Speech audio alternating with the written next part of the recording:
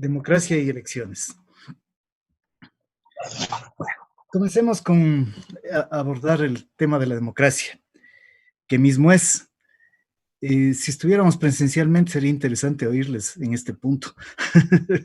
O si quieren, abran el micrófono y digan algo o participen. ¿Alguien quiere opinar? ¿Alguien quiere definir? Por favor, compañeros, abran el micrófono y luego lo cierren después de su opinión.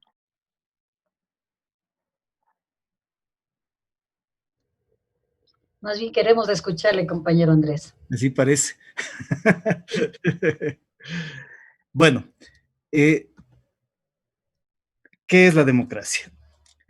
Si nos vamos por el lado histórico y etimológico, democracia viene de demos, pueblo, y kratos, poder, dominio, fuerza, es decir, es el poder del pueblo, en buenas cuentas. Y esta forma de organización eh, tradicionalmente se dice que fue inventada en Atenas en el siglo V antes de Cristo, en el siglo de Pericles. Aunque, claro, si nosotros nos fijamos, hay gente que dice que estas formas de participación democrática se dan en las comunidades primitivas, que son el antecedente común de todos los pueblos que existen en la Tierra. Pero bueno, tradicionalmente se habla, ¿no es cierto?, de que en Grecia se inventó la democracia. El término sí, nació ahí en Grecia. Otra acepción un poco más moderna habla de que la democracia es el gobierno del pueblo, por el pueblo y para el pueblo, que es la definición sintética que dio Abraham Lincoln después de la batalla de Gettysburg en la Guerra Civil Norteamericana en noviembre de 1863. Y claro, muchos de ustedes habrán oído de esto y asumiremos como la definición o una definición eh, rescatable de lo que puede ser la democracia. Una definición que también circula, dice que la democracia es una forma de organización del Estado en la cual las decisiones colectivas son adaptadas por el pueblo mediante mecanismos de participación directa o indirecta que confieren legitimidad a sus representantes. Es una definición que yo me bajé del internet, pero en fin, van por ahí mismo, ¿no es cierto? O sea, todas estas definiciones de alguna manera apuntan a lo que dice la definición griega, que es el poder del pueblo. Ese poder del pueblo se supone que se basa en la igualdad. Claro, el proyecto democrático apunta hacia la igualdad, pero en último término, la igualdad eh, puede existir solamente con el fin de las clases sociales. En la realidad, la democracia actual lo que garantiza es una igualdad formal, porque la igualdad real aludiría a la propiedad y posesión de medios de producción, que como todos sabemos, este rato un porcentaje muy minoritario de la población eh, posee y es propietaria de medios de producción. Aludiría también a la igualdad de trabajo, a la igualdad de salario, a la igualdad en la presencia en los medios de comunicación, a la igualdad de género, la igualdad de etnia, etcétera. La igualdad de poder. Eso de que haya dueños del país versus ciudadanos de a pie, ya nos va dando otros nuevos indicios, ¿no es cierto?, de que esa democracia actual garantiza una igualdad de forma.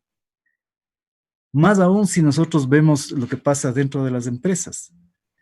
Los empresarios controlan lo que se hace, cómo se hace, para qué se hace, cuándo se hace y cómo se distribuye lo producido. Mientras que los trabajadores, que son los que producen la riqueza, no tienen ninguna capacidad de decisión. Es decir, hay una absoluta asimetría de poder.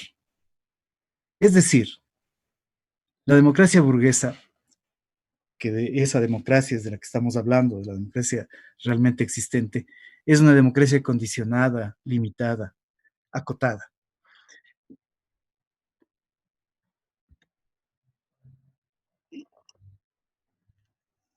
La democracia también debería establecer una limitación de los poderes. De entrada, ¿hay igualdad de acceso al poder? Bueno, creo que todos nosotros tenemos experiencias de personales, de grupales o colectivas sobre las dificultades que hay cuando queremos, quisiéramos ejercer ese derecho, se supone, ¿no? Y son dificultades de todo tipo, desde las reglamentarias hasta las económicas. Pero una vez llegados al poder, o viendo, ¿no es cierto?, esta pregunta de los límites del poder, desde el ejercicio del poder, vemos que esos límites son relativos. Para poner un ejemplo anterior, histórico, habría que acordarse que León Febres Cordero hizo rodear la Corte Suprema de Justicia con tanques cuando eh, no le gustó lo que estaba sucediendo allí. En contraste, cuando fue secuestrado en la base de Taura, firmó todo lo que le pusieron por delante. O sea, el mismo personaje que eh, rodea con tanques a la Corte Suprema, es decir, que no tiene límites para el ejercicio del poder frente a la Corte Suprema, en Taura firmó nomás todo lo que le pusieron por delante. Asimismo, el ejercicio del poder en la Revolución Ciudadana. Había una huella institucional. La Constitución que garantizaba el hiperpresidencialismo. Rafael Correa controló todos los poderes, metió la mano a la justicia después del plebiscito del 2011, centralizó la inteligencia, cogió todos los organismos de inteligencia de las Fuerzas Armadas y la policía, les juntó, les hizo uno solo y le puso como secretaría bajo su directo control. Trató de incidir sobre las Fuerzas Armadas, creó un pool de medios estatales a su servicio, que por supuesto atacaban a la oposición, escarmentó a los colegiales, ustedes recordarán a los muchachos del Central Técnico, del Mejía, del Montúfar, les, les hizo hasta 3 procesos por la misma falta, se supone, procesos administrativos, procesos penales, les expulsaba de colegios y cosas así. Dividió a los trabajadores, creó la CUT, dividió a los maestros creando la red, movilizó las contramarchas, etcétera. Es decir, la limitación de poderes se quedaba en el aire. La limitación de poderes formal. Mientras que, en contraste, el gobierno de la Revolución Ciudadana es una muestra muy clara de la hegemonía del capital transnacional chino, brasileño, europeo. Grandes ganancias, los que ganaron estratégicamente en la Revolución Ciudadana fueron el capital monopólico, los bancos, las grandes empresas, etcétera. Es decir, hay una subordinación a los poderes reales. Durante el 30S se dio una orden de asalto que sacrificó a otras personas para salvarse él. Que eso tiene que ver un poco con la actuación ya personal. Los abusos de la seguridad presidencial, ustedes recordarán que eh, andaba con un ejército que le cubría y además cada vez que alguien hacía algo que le molestaba se bajaba, claro, con todas las decenas de militares que tenía atrás para querer agredir. Ustedes recordarán al Chamo Guevara, le agredió y a muchachos les hizo meter en la cárcel, etcétera. La corrupción que fue defendida por Rafael Correa como acuerdos entre privados, el caso de Brecht, la repotenciación de la refinería de Esmeraldas, el Coca-Cola Sinclair con toda la cola que ha tenido, el financiamiento de campañas del caso Ros Verde, que acaba de de ser sentenciado en tercera instancia. Los fraudes electorales, el de Moreno, está bastante claro. Es decir, el- la limitación de poderes, como vemos, es muy relativa. Ya sucedió con Febres Cordero, volvió a pasar con Rafael Correa. Y peor si tenemos una mirada más extensa, ¿no es cierto? Con Donald Trump, la destrucción del sistema de salud norteamericano, la rebaja de impuestos a los más ricos, el asesinato del general iraní Qasem Soleimani, el supremacismo blanco, la brutalidad policial, el racismo, el trato a los migrantes, ahora está amenazando no reconocer el resultado electoral en caso de que él pierda y cosas así. Jair Bolsonaro, igual, la quema de la selva amazónica, el genocidio en la pandemia, el racismo. Es decir, la democracia que debería garantizar una limitación de poderes, como vemos en la práctica de aquí en el Ecuador, pero no solo aquí, es bastante difuso esto, para decirlo de alguna manera. La democracia es una forma del Estado burgués, es la forma del Estado burgués, como decía Lenin. Lenin, en un texto que se llama El Estado y la Revolución, plantea esto, que la democracia es la forma del Estado burgués. El Estado, ¿qué es? Generalmente a nosotros nos dicen el Estado es el representante del interés general de la sociedad. Es decir, todos nos vemos representados en el Estado y por lo tanto, por eso se organizan elecciones para legitimar el poder del Estado como un supuesto representante del interés general de la sociedad. Desde el punto de vista crítico, más bien se concibe al Estado como el representante del interés general, sí, pero no del conjunto de la sociedad, sino de la clase que domina en esa sociedad. Un instrumento de dominación de clase, finalmente. ¿Por qué? Y aquí me voy a ir a lo concreto. Si nosotros pensamos en la distribución presupuestaria, el peso que tiene la deuda externa, la deuda interna, los gastos de capital que terminan siendo dirigidos hacia la reproducción de capital de las grandes empresas, etcétera, versus el gasto social.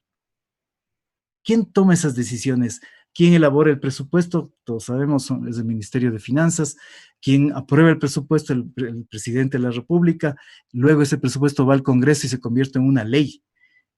Y aprobado por el Congreso, pasa a ser una ley de la República. Entonces, los más altos representantes del Estado ecuatoriano son los que toman la decisión de fortalecer la deuda externa, los gastos de capital, etcétera, versus el gasto social, versus aligerar, etcétera, el gasto social. Ellos son los que han tomado esas decisiones. Los más altos representantes del Estado.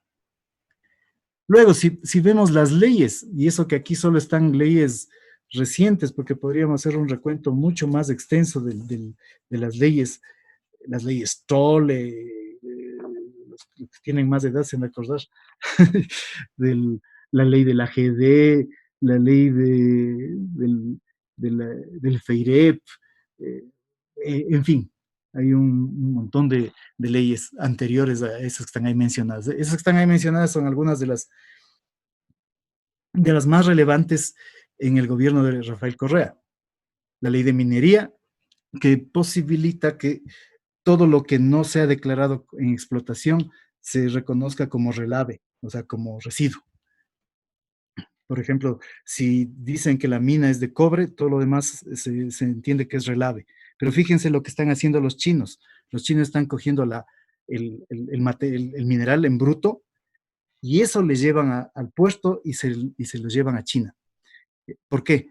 Porque hay entendidos que afirman que entre lo que no se declara en las minas de cobre, de oro, que son las que están declaradas, están, por ejemplo, un conjunto de elementos químicos que se llaman tierras raras, que son mucho más valiosos hasta que el cobre y hasta el oro podría ser. Entonces, se llevan como relave, como residuo, lo que realmente vale, gracias a esa disposición de la ley de minería introducida por el gobierno de Rafael Correa. El Código de la Producción que facilitaba la existencia de zonas francas, por ejemplo, y una serie de otras cosas más. Una nueva ley de incentivos a la inversión en diciembre del 2014. Es nueva porque en el gobierno anterior, inmediatamente anterior al de Rafael Correa, en el gobierno de Palacio, ya sacaron una ley de incentivos a iniciativa de Jaime Nebot, paradójicamente. Y fíjense, Jaime Nebot, ley de incentivos, luego diciembre de 2014, nueva ley de incentivos, y como vamos a ver abajo, ya hay una tercera ley de incentivos. Entonces, incentivos que van dirigidos a quién, al capital, al gran capital monopólico que va, o sea, porque son incentivos en esa ley del 2014, eran incentivos para quien construya refinerías, quien construya refinerías de aluminio, me acuerdo, ese tipo de cosas, o sea, cosas gigantescas. El COIP, que creó, creo que más de 60 nuevos delitos, la ley de alianzas público-privadas, que por supuesto facilitaba el traspaso, ¿no es cierto?, de los bienes y los bienes públicos de recursos naturales hacia el sector privado, o sea, formas de privatización, de concesión. Esas son las leyes para mencionar, de algunas, por supuesto hay muchas más, de la época de Rafael Correa. Y esas dos que están ahí son las que les he planteado en la época actual. La ley de fomento productivo, que hizo dos cosas fundamentalmente: la remisión de intereses, recargos y multas, con lo que perdonaron 1.200 millones especialmente al gran capital, y otros 2.000 millones que siguen sin ser pagados, ya no se van a pagar, de los impuestos y intereses, recargos y multas. O sea, eh, un, favorecer directamente el interés del capital, y especialmente del más grande, porque el capital más grande es el que más se favoreció con esta exoneración.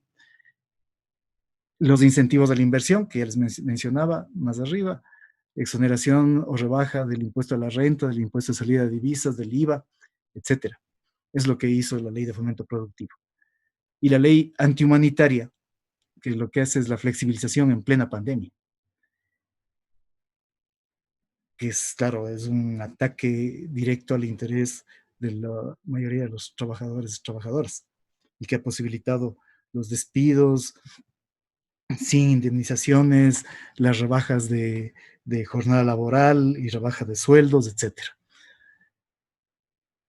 ¿Quién decide sobre estas leyes? ¿Quién elabora estas leyes? ¿Quién eh, manda al Congreso? ¿Quién elabora entre los ministros y el presidente? Manda al Congreso.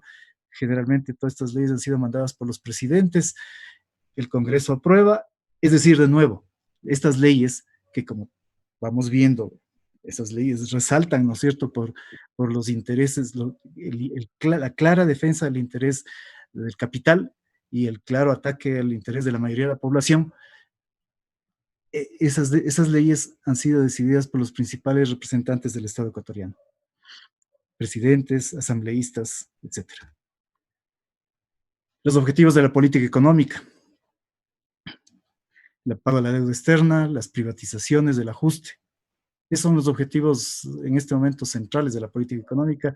Y si hiciéramos una mirada para atrás, veríamos que en la larga y oscura noche neoliberal había bastante de esto. Tal vez habría que sumar la concesión de macro subsidios al capital, al gran capital, como fueron la securitización de la deuda externa y el salvataje bancario. Pero como ven, los objetivos de política económica tienen un claro interés, o sea, favorecer a los tenedores de papeles de la deuda externa, favorecer a quienes se hacen con los bienes y recursos naturales a través de las privatizaciones y, por supuesto, imponer el ajuste para obtener un remanente, ¿no es cierto?, dinero para el Estado, para que pueda financiar precisamente estos macro subsidios, etcétera, dirigidos al capital.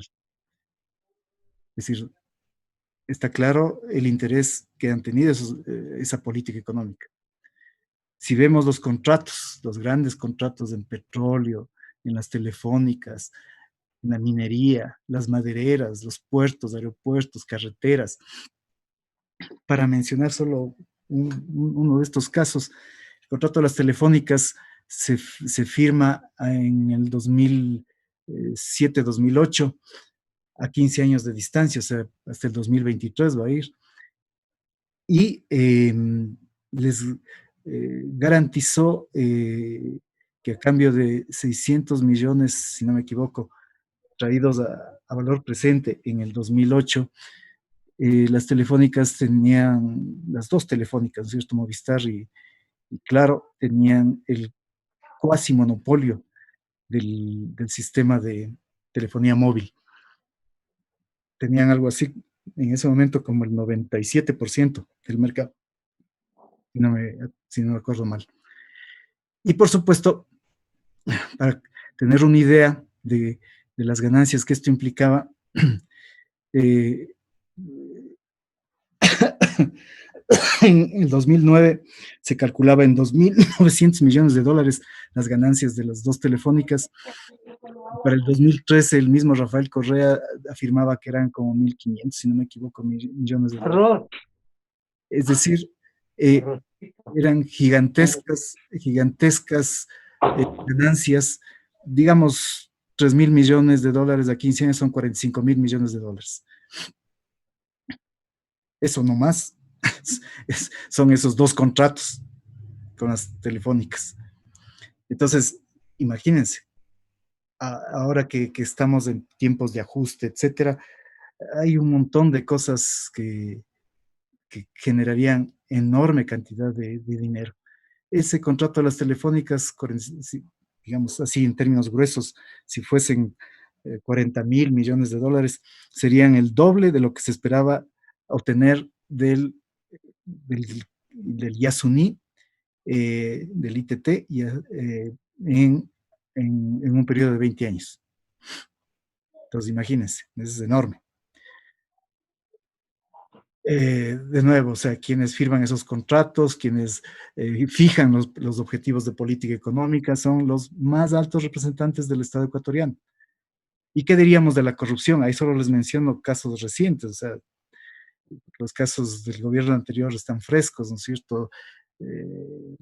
Arroz Verde, la refinería de Esmeraldas, etcétera. Ahí están los casos de reparto de hospitales, las compras públicas, el hospital de Pedernales, los carnets de discapacidad, las ventas fraudulentas de insumos, medicinas, kits alimenticios, hasta fundas de cadáveres. La corrupción, los contratos, los objetivos de política económica, las leyes, la distribución presupuestaria, ¿quién decide? Deciden, como hemos visto, ministros, presidente, asambleístas. Es decir, los más altos representantes del Estado ecuatoriano, que en realidad, si uno ve estos detalles, están representando, les insisto, no el interés de la sociedad, sino el interés general de la clase dominante, como vemos a partir de estos que son algunos algunos de los temas de manejo más importantes, ¿no es cierto?, desde el Estado. Es decir, efectivamente el Estado es representante del interés general, pero de la clase que domina en esta sociedad. Características del Estado: comunidad ilusoria, o sea, construye una falsa identidad común desde la categoría de ciudadanía, que resume el mito de la igualdad. Es decir, nosotros por tener el cartón de identidad somos iguales. Eso es un mito, pues, evidentemente, porque encubre la desigualdad real de aquellos dueños del país, León Febres Cordero, Rafael Correa, Álvaro Noboa, que cogían el celular y llamaban, ¿no es cierto?, a su bloque, y le decían cómo tenían que votar en una circunstancia, en esta ley, etcétera. Mientras nosotros, los ciudadanos de segunda, de tercera, no, chica, ni siquiera tenemos acceso a un diputado o al diputado por el que a lo mejor votamos, qué sé yo. Nada que ver. Es decir, hay una desigualdad real y por eso es que el Estado construye esa comunidad ilusoria. Pero el Estado también, al mismo tiempo, es un espacio de lucha de clases, con hegemonía, pero espacio de lucha de clases.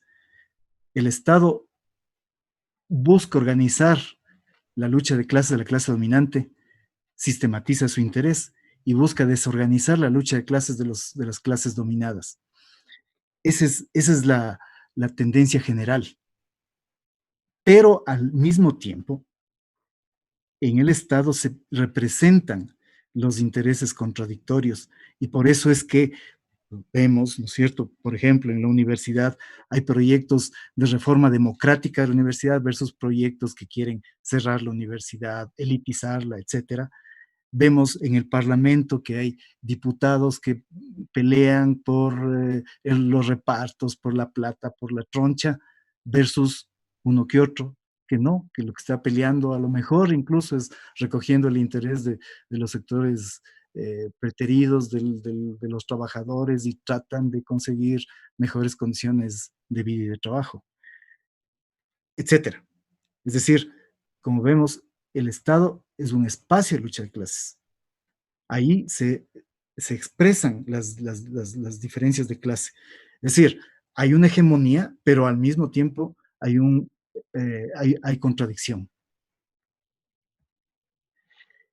El Estado es un instrumento de la clase dominante, pero mediado política e ideológicamente. Es decir, como decían los clásicos, el Estado es la violencia organizada de una clase para la opresión de otra.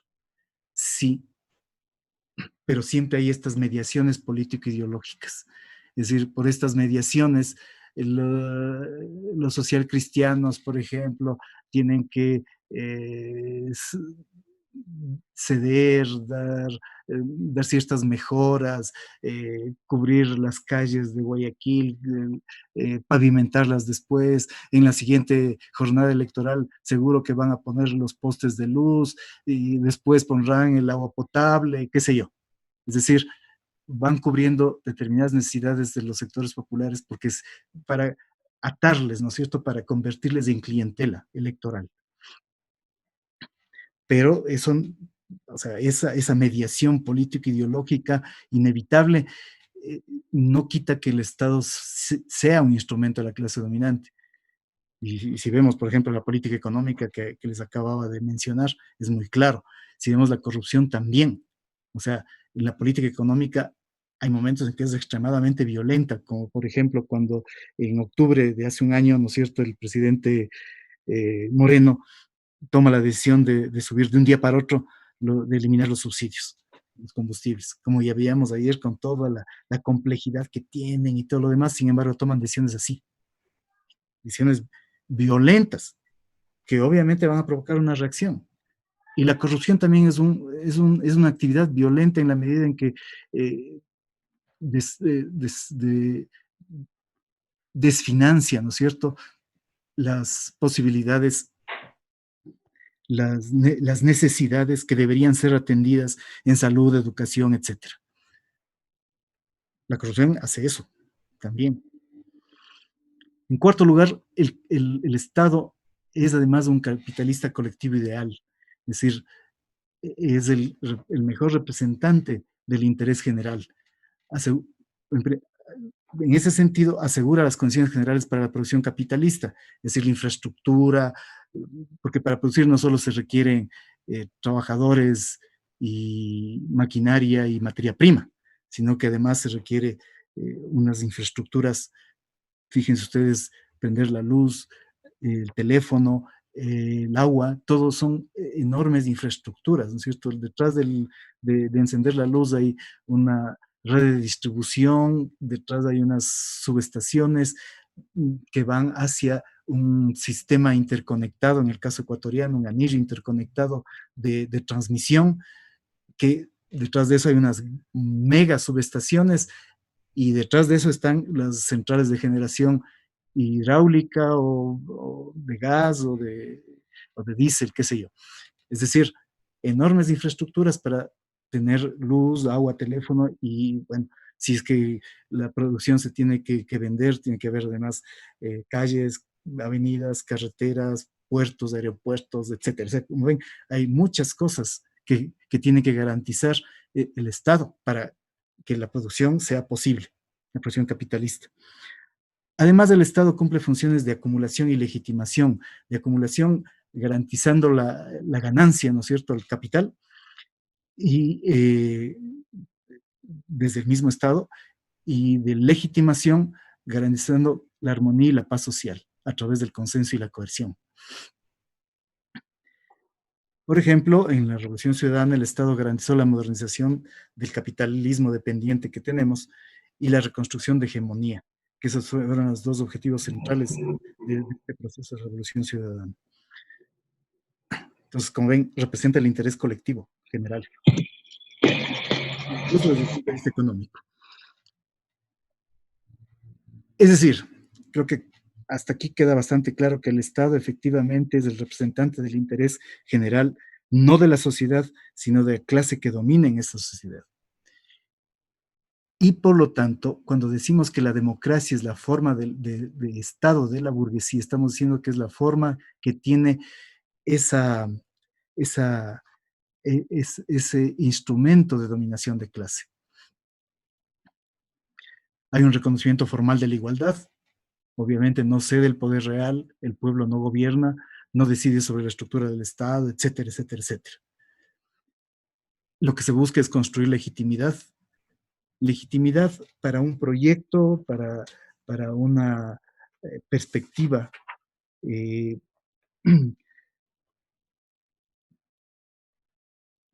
que en definitiva recoja, ¿no es cierto?, el interés de la clase, de esa clase dominante.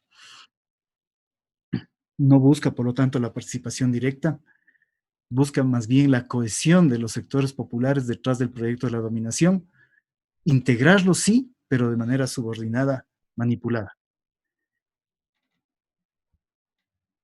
En definitiva, con la democracia se da un proceso de construcción de hegemonía, de consenso y coerción, porque la construcción de hegemonía no solo es consensual, consenso a través de los medios de comunicación, la iglesia, las elecciones, etcétera, y la coerción a través de los aparatos armados, ¿no es cierto? O sea, las Fuerzas Armadas, la policía y los Gómez, GOES, GIDES, etcétera, que existen para el ejercicio de la coerción. Es decir, la construcción hegemónica no solo es consensual, es como decía un teórico famoso que se llamó Antonio Gramsci, es hegemonía revestida de coerción, es decir, consenso revestido de coerción. Y siempre es así, en el caso de la burguesía. Entonces, las elecciones terminan siendo un juego formal y controlado. La participación solo es formal, hay una representación en este juego formal, no es directa, pese a que hoy creo que nadie puede discutir que ya existe una base material para tener formas de democracia directa, como el Internet, es todo esto que ahora estamos haciendo incluso. Qué difícil sería, ¿no es cierto?, que el gobierno del Ecuador cuelgue en una página los rubros gruesos, digamos, del presupuesto del Estado en un archivo Excel y en un archivo Word que ponga las definiciones básicas, qué es un gasto, qué es un ingreso, etcétera. Y en base a eso, que nos diga, a ver, está bien gastar tanto en las Fuerzas Armadas, está bien gastar tanto para el pago de la deuda, etcétera, etcétera, o está mal. Pero ustedes ven, nunca, jamás se hace eso. Es que no hay la voluntad política. Ese signo que está ahí significa no existe. No existe la voluntad política. Existe la base material para hacer esto, pero no existe la voluntad política. Por lo tanto, la participación se reafirma, ¿no es cierto? Es solo formal, es superficial. ya en el proceso electoral, ¿quién elige los candidatos? Evidentemente las cúpulas de los partidos y movimientos, los caudillos, caciques, los dueños del partido, y junto con los empresarios, suele ser. Por ejemplo, en Creo, Guillermo Lasso, ¿a quién le preguntó si Guillermo Lasso debía ser candidato presidencial? O sea, evidentemente, él se ha electo 3 veces como candidato presidencial, él a él mismo. En el Partido Social Cristiano, para hablar de lo más reciente, no hablar de Félix Cordero, en la elección anterior, ¿quién decidió que Cintita sea la candidata? Evidentemente, el Jaime Nebot. Y hoy vuelve a decidir, ¿no es cierto?, el Jaime Nebot, todo lo que haga el Partido Social Cristiano en esa área. En la Revolución Ciudadana, ¿quién decidió en 2013 que Rafael Correa sea candidato? Bueno, Rafael Correa. Si hasta las iniciales coinciden con Rafael Correa con Revolución Ciudadana. El 2017, ¿quién decidió que Lenín Moreno sea candidato? Rafael Correa. En el 2021, ¿quién ha decidido que Andrés Arauz sea candidato? Rafael Correa. Es decir, como ven, los caudillos, los dueños de los partidos, en conjunción con empresarios, a veces sí, a veces no, son los que deciden, eligen los candidatos.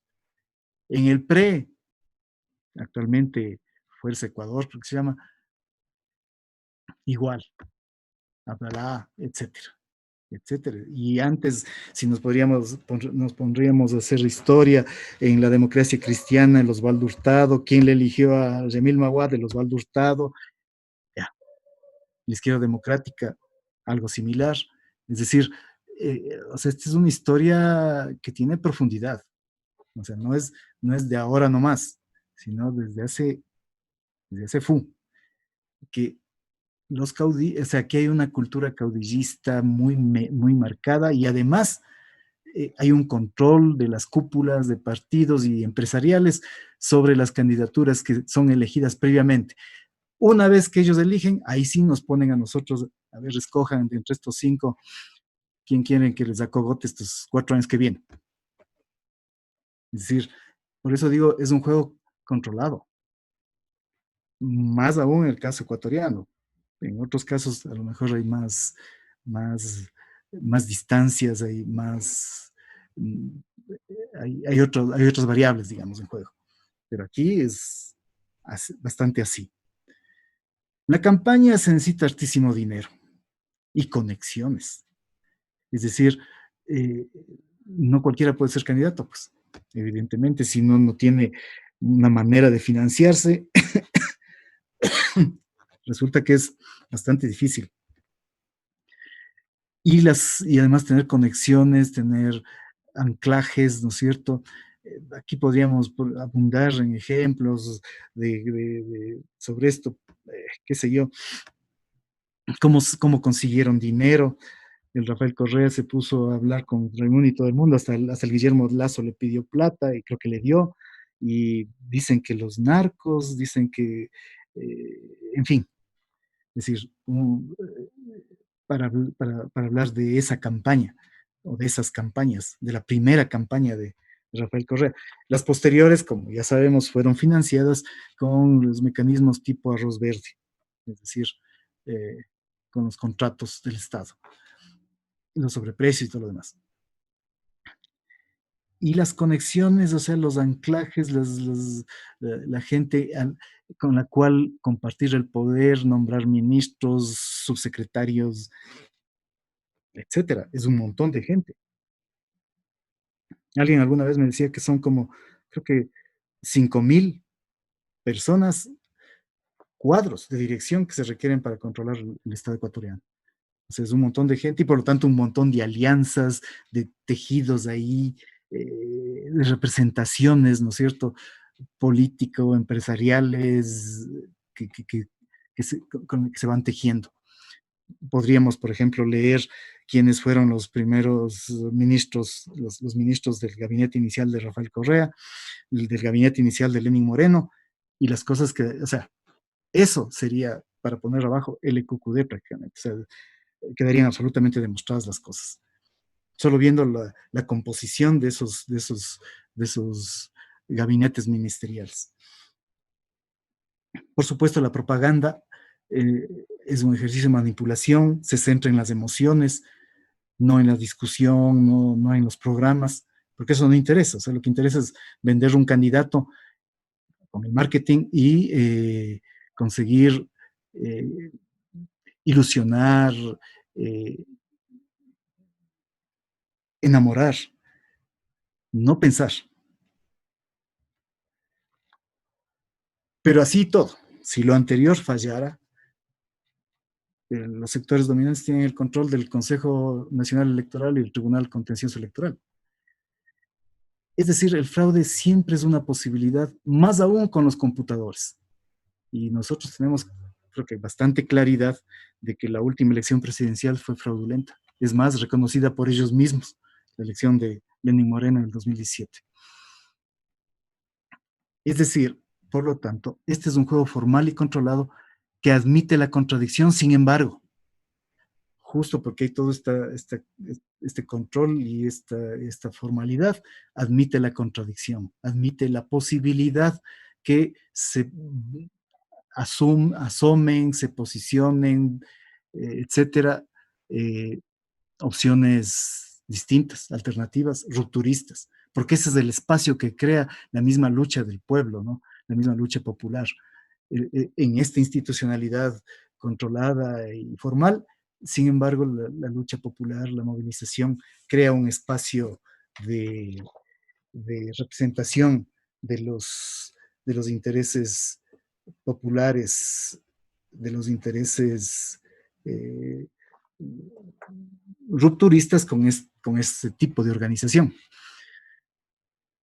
Pero claro, el ejercicio dominante, una de las características, una de las variantes que tiene es el clientelismo, porque impide el avance político de las masas y los dirigentes, subordina a las masas al caudillo intermediario, o sea, el caudillo asoma como el gran eh, recaudador de dinero para satisfacer las necesidades de las masas y con eso aprieta, ¿no es cierto? Eh, ejerce la sujeción, es decir, construye una cultura de dominación, el clientelismo. El populismo es la manipulación de las necesidades populares, la seducción para ganar el poder, lo que antes les decía, el liderazgo caudillista.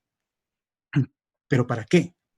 O sea, no es el liderazgo caudillista por el caudillo, sino es para encaramar el interés, en este caso monopólico, que es el aliado titiritero del caudillo finalmente. El caudillo pretende estar por sobre, encima de las contradicciones sociales y termina envuelto, totalmente atravesado por esas contradicciones. Entonces, de lo que se trata, ¿no es cierto?, en todo este juego es trocar los derechos en dádivas para obtener sujeción y subordinación, es decir, dominio de clase. Sin embargo, como ya les venía diciendo, sin embargo, es imprescindible construir posiciones, participar en la lucha legal también, construir contrahegemonía. Porque, por ejemplo, el escenario electoral es un escenario de lucha de clases. Y ese escenario de lucha de clases determina la realidad como de hecho está sucediendo. O sea, este evento tiene que ver con una discusión sobre las elecciones, no porque a nosotros se nos ocurrió, sino porque las elecciones se vienen y son un hecho de la realidad y además un espacio de la lucha de clases. Entonces, por eso es que nosotros tenemos que discutir, ver cuáles son las mejores opciones, qué sé yo. Existe un espacio en disputa que puede crecer, ha sucedido. Y aquí podríamos hablar de muchos ejemplos ya históricos a estas alturas, pero siempre existe un espacio en disputa en los procesos electorales e incluso en la institucionalidad. Son escenarios de politización de debate, de educación, de denuncia, reivindicación, de construcción de programas, de elaboración de pensamiento estratégico. Es decir, ahora que esto se está moviendo, que asoman los candidatos, etcétera, nos interesa, ¿no es cierto?, ver no solo cuál es mejor, cuál es peor, sino, bueno, qué están planteando hacer, el programa, y nosotros mismos nos ponemos a pensar estratégicamente, es decir, qué deberíamos, cuál debería ser el interés que nos represente, por lo tanto, el pensamiento que nos represente, por lo tanto, las propuestas que se deberían poner en el escenario, en el debate. Lenin decía que hay que actuar en los sindicatos reaccionarios, incluso en los más reaccionarios, decía él, que hay que participar en los parlamentos, en las asambleas eh, nacionales, que hay que hacer compromisos, porque eso es parte de la política revolucionaria, decía él. Los políticos de la clase revolucionaria que no saben maniobrar, que no saben concertar acuerdos y compromisos a fin de rehuir un combate desfavorable, no sirven para nada. No son buenos ni como políticos y menos como revolucionarios. Nuestra teoría no es un dogma, sino una guía para la acción. La acción política no es una acera de la avenida Nevsky, decía citando a un revolucionario ruso anterior, Chernyshevsky. La acera limpia, ancha y lisa de la calle principal de San Petersburgo, absolutamente recta, sino que la revolución, la acción política, especialmente revolucionaria, pasa por chaquiñanes, pasa eh, eh, por selvas, pasa por ríos. Él en algún momento decía, quien quiera hacer política revolucionaria y no quiere ensuciarse las botas, pues no, está equivocado, o sea, no ha escogido un camino adecuado para su vida. Hace falta que los revolucionarios de todos los países comprendamos por doquier y hasta el fin que en nuestra táctica debemos ser flexibles al máximo. Todas esas son citas de Lenin. ¿Y por qué es importante Lenin? Porque Lenin es el maestro, ¿no es cierto?, de la política revolucionaria. O sea, ¿qué más? Consiguió construir un proceso que culminó en la Revolución Rusa, que según algunos historiadores es el inicio del siglo XX, realmente, ¿no es cierto? Esa revolución que partió en dos la historia del mundo.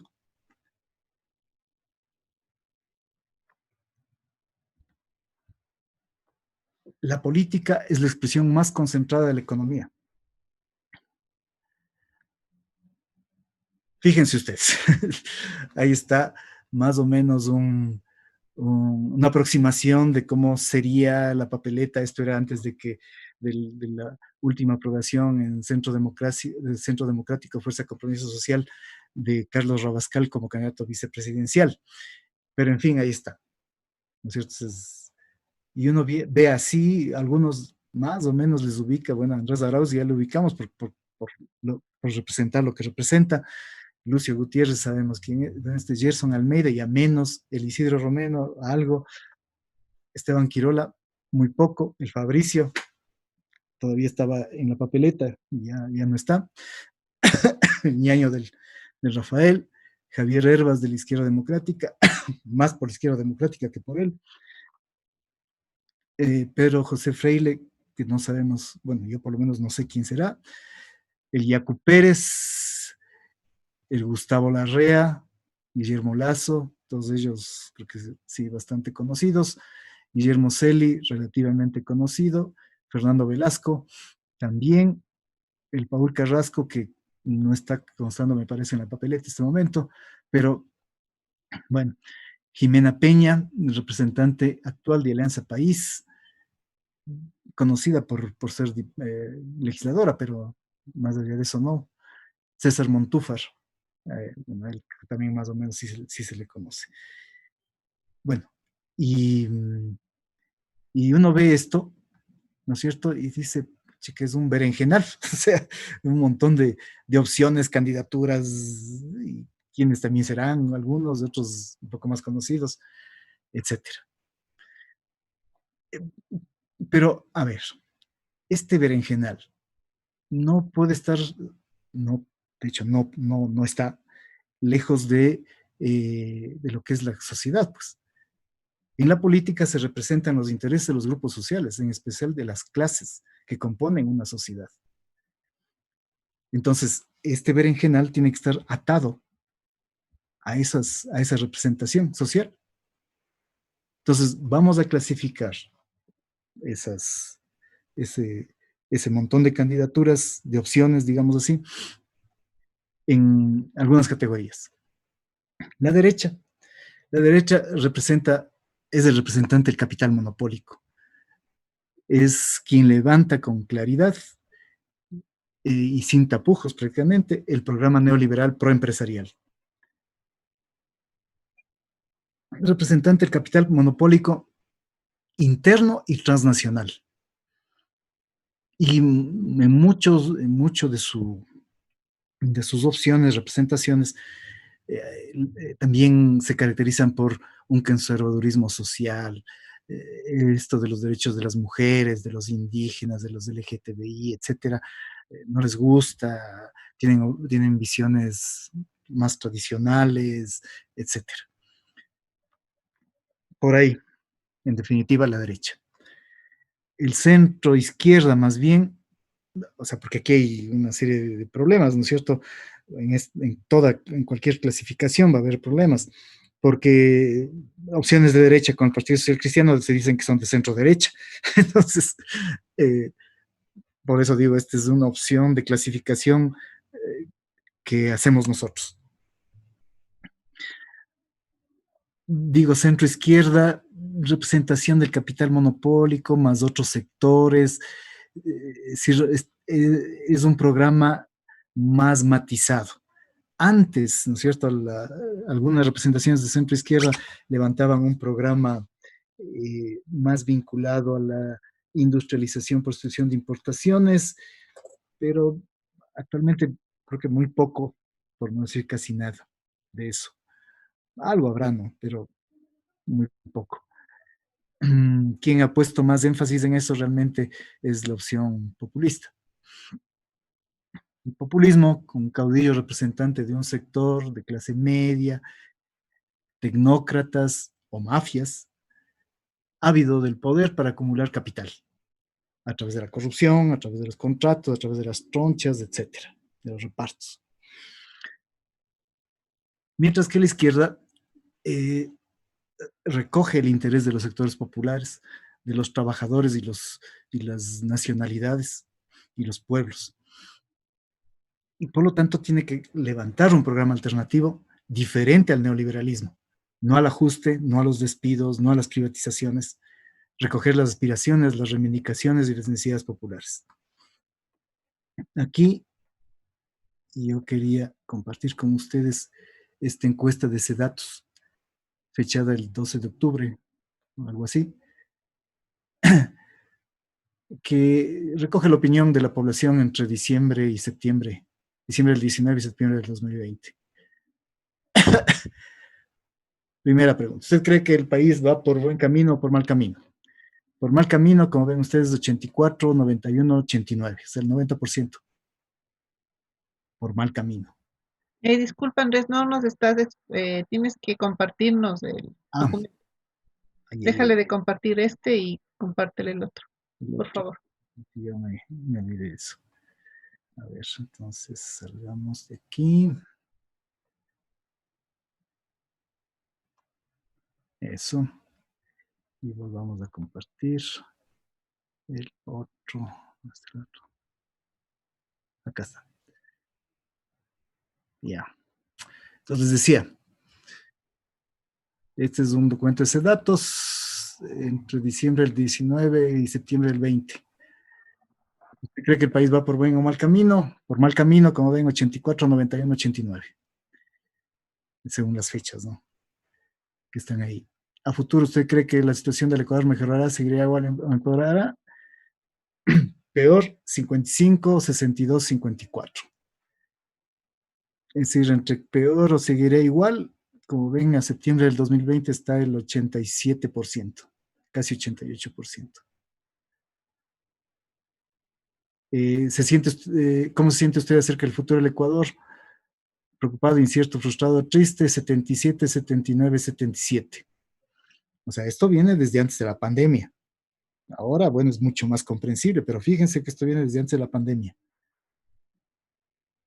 porque los números son más similares desde antes. Su situación económica comparada con los meses pasados es mejor, igual, peor. Peor, 57, 63, 73. Bueno, aquí está bastante claro, ¿no es cierto?, lo que ha sucedido. ¿Usted o alguien cercano ha perdido el trabajo en los últimos 3 meses? Sí, 48.9, 58%, 73%. En 2021 la oportunidad de conseguir empleo serán mejores, peores o iguales que ahora. Peores, 61, 74, 82. ¿Usted aprueba o desaprueba la gestión realizada por el presidente de la República? Desaprueba, 76, 81, 89. ¿Usted cree o no cree la palabra del presidente? No le cree, 79.6, 79.2, 89.6. Eso es devastador. ¿Usted cree o no cree en la palabra de los asambleístas? No le cree, 29, 73, 79.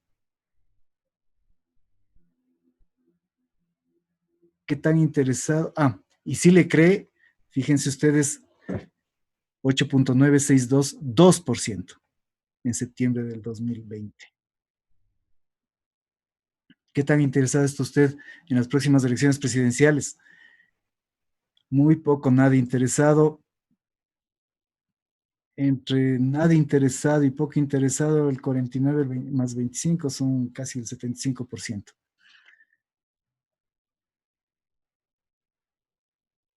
Usted ya decidió por quién votar y no he decidido, 67, 84, 71. O sea, el 30% todavía no decide.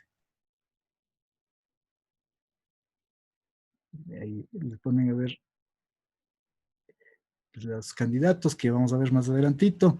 ¿Usted confía o no confía en el CNE? No confía, 78, 82, 85. ¿Cuál es el mayor temor de la actualidad? Quedar sin empleo, 33%. La delincuencia, 27%. Perder a mi familia, 19%. ¿Cómo es el Ecuador que desea para usted y su familia? Un país próspero y con empleo, 42.7%. País seguro, 20%. Pues ya ven, o sea, esto es súper duro, ¿no?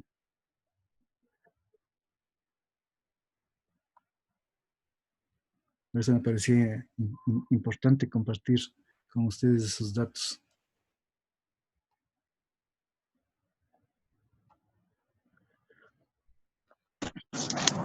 Ya se ha acabado la reunión y yo aquí.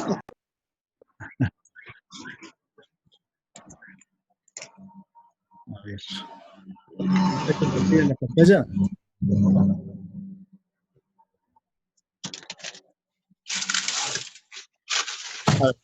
Entonces, la representación del capital monopólico, las expresiones de derecha que están en este momento en el escenario electoral son, creo, y el Partido Social Cristiano, que es la derecha populista, pero que están aliados. Tal vez el PCP, este Ecuatoriano Unido, que me parece que es un pastor bastante fundamentalista, y hay algunos más. Pero la más fuerte, la principal es, por supuesto, creo, y el social cristianismo. Una alianza que es más superficial de forma que real, aparentemente. En centro izquierda, esto de un neoliberalismo con matices, está la concertación con en alianza con el Partido Socialista, Democracia Sí, la Izquierda Democrática, el Isidro Romero de Avanzas, Celi de Suma, Juan Fernando Velasco, el Movimiento Construye, la misma Alianza País. Es decir, tratan de ubicarse casi siempre en el centro izquierda. Como ven, hay un montón de posiciones. El populismo, caudillismo, del PRE o de Fuerza Ecuador, que puede ser, si no, ya hemos visto, ¿no es cierto?, o sea, con los casos los casos de corrupción y de delincuencia prácticamente organizada, una argolla lumpen familiar. Y la Revolución Ciudadana, que también es una expresión caudillista, de un grupo emergente, que representa un grupo emergente en, que realizó un proceso de acumulación originaria de capital desde el poder político y que hoy, claro, buscaría la impunidad. La izquierda, que debe recoger el interés de los sectores populares, la única opción que puede salirse del consenso y la continuidad neoliberal, la única opción que puede ocupar el espacio de la izquierda es el Pachacuti en este momento.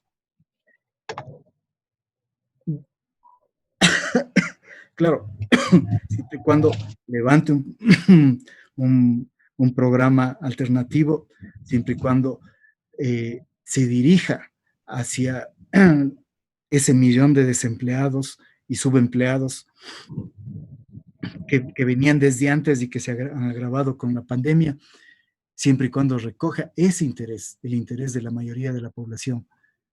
Tiene una base importante que es el movimiento indígena y de hecho puede ampliarse, ¿no es cierto?, hacia sectores, se está ampliando hacia sectores populares urbanos, pero evidentemente el programa que levante y todo lo demás debe ser acorde con con el interés de los sectores populares. Es decir, nosotros frente a una candidatura así deberíamos plantearnos una política de exigencias, de que vaya tratando unas propuestas que recojan el interés de los sectores populares. En esta coyuntura, porque esto hay que analizar de coyuntura en coyuntura, el voto nulo a mí me parece que resta opciones a la izquierda y que por lo tanto ayudaría a consolidar las opciones de derecha o el populismo. Porque claro, o sea, si hay gente que siempre plantea votar nulo por esto de la institucionalidad burgués y todo lo demás, pero como vimos, Lenin mismo decía hay que participar y hay que construir opciones y hay que eh, construir alternativas, ocupar los espacios que se generan en los procesos electorales, en las mismas organizaciones sociales, etcétera, durante, eh, eh, con la existencia, ¿no es cierto?, de esta democracia que es limitada, etcétera, pero que existen espacios. O sea, la democracia burguesa es una democracia limitada, cierto es, pero de todas maneras existen espacios y algunos de esos espacios incluso han sido conquistados por la misma lucha popular. Podríamos hablar del voto, por ejemplo, del voto femenino, etcétera, o sea, luchas históricas, ¿no? Por eso es que siempre levantar el voto nulo frente a la institucionalidad burguesa, o sea, eso no es una política, eso es una respuesta principista a las necesidades cambiantes siempre de la realidad.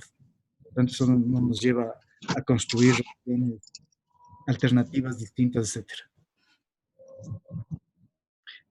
Y vean por qué, además, ahí está resumido los datos estos de la encuestadora de datos. ¿Cómo están las candidaturas? Ustedes pueden ver ahí a Guillermo Lasso con el 33.8%, Arauz con 16%, Pérez con el 7%.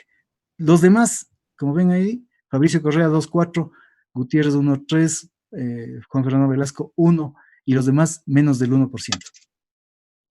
Es decir, las tres candidaturas que realmente podrían estar en juego, disputando un espacio o algo así, disputando al menos el espacio hacia la segunda vuelta, son la de Guillermo Lasso, la de Andrés Arauz y la de Yaco Pérez.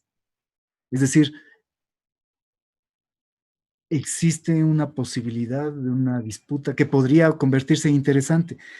Claro, podría, tal vez sí, tal vez no, pero las cosas están en juego y justamente hay que adoptar posiciones que permitan, ¿no es cierto?, intervenir, posicionar y los intereses populares, los intereses de los trabajadores, el parar los despidos, el parar la flexibilización laboral, el parar las privatizaciones.